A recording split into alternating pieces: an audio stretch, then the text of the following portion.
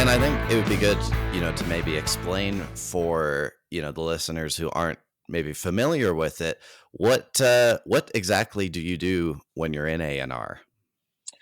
A&R stands for Artist and Repertoire, and the way that I describe it, it's almost like a record company is a train, and the A&R is the engine. Because if there's no engine, the train's not going to run.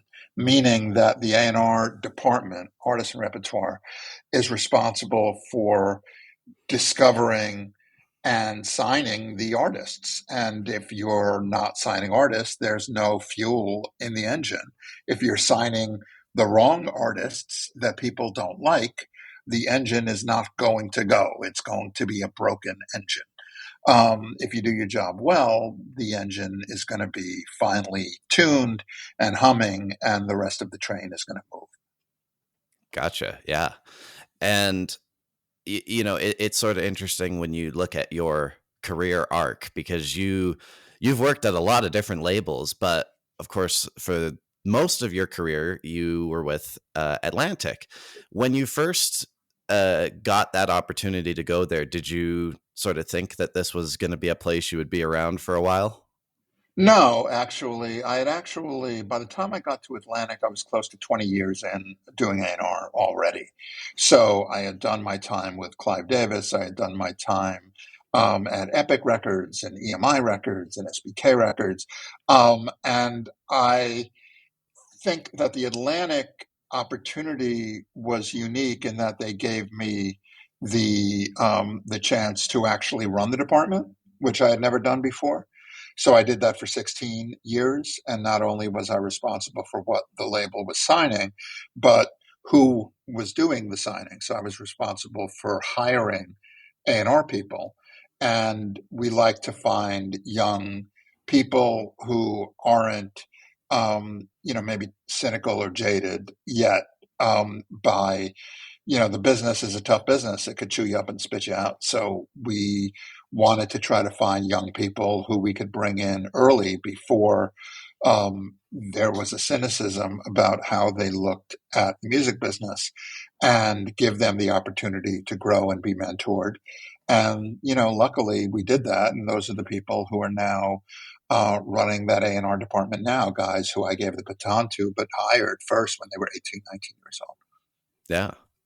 And it's, Atlantic for me is always one of the first labels I think of. I always remember because one of my like early influences was Led Zeppelin.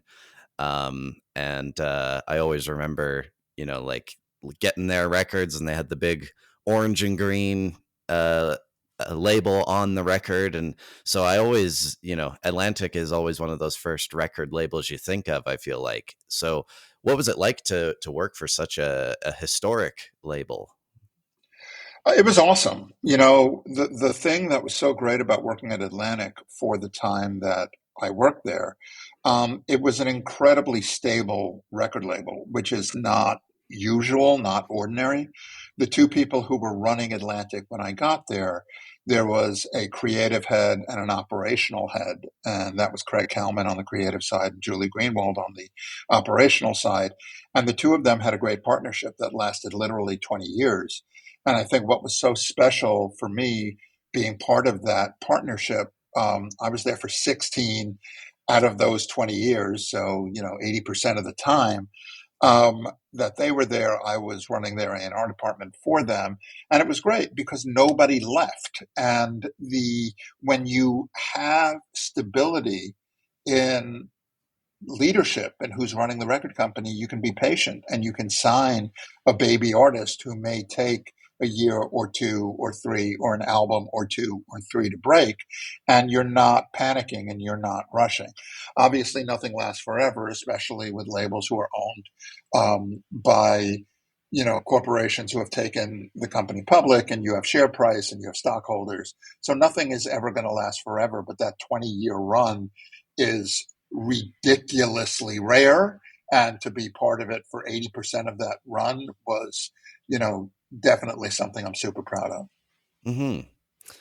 And you kind of mentioned it there, how, Atlantic, of course, is a part of Warner Music Group. Um, is when you're a part of a conglomeration like that, do you have to answer to the top quite a bit, or did you guys have sort of the freedom to make decisions on behalf of Atlantic? I think that if you make your numbers, they leave you alone. But then it's almost a double-edged sword. If you make your numbers and the numbers are too good, then every year the budget resets and they set the bar higher. So, okay, you made X this year. So next year we expect X times X. Well, no, we had a lucky year. We did well. Just leave us alone. And sometimes they did, and sometimes they didn't. But like I said, when you're a public company, you have to answer to shareholders, and that's a whole different ball game than a 13-year-old kid buying a Bob Seger album.